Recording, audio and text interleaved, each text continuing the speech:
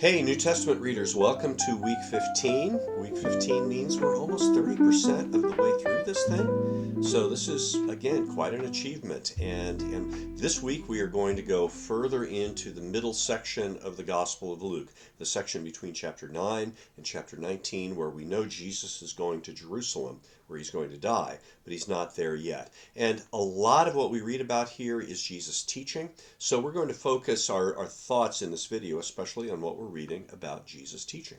So here's some things to watch for kind of repeatedly, because some of the themes in this section kind of wind around and back towards each other. It doesn't move in a linear way, but kind of a spiraling way, if you will. You're going to read warnings about wealth. Jesus teaches that the problem with wealth is that it deceives us into thinking that we don't need God. In God's kingdom, we rely on God to provide for us. Wealth gives us the illusion of self-sufficiency. So we're going to see a man in a parable of Jesus who thinks that he can provide for his own life because he's become wealthy. But you'll find out what happens to him. In the midst of this, Jesus is always giving assurance to his followers that God does indeed provide for them. Wealth is unreliable, but God is very reliable.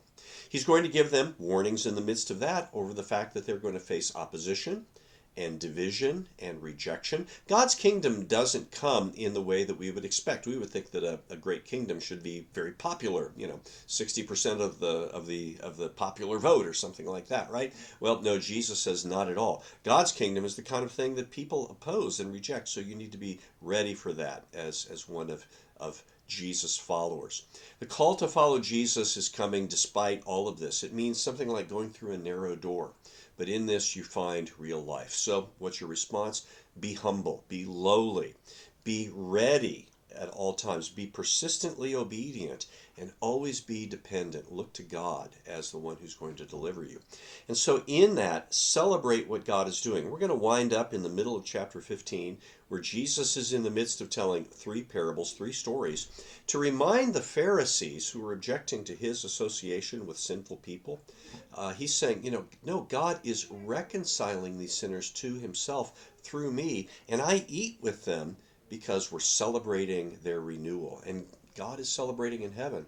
So who are you if you aren't celebrating with God?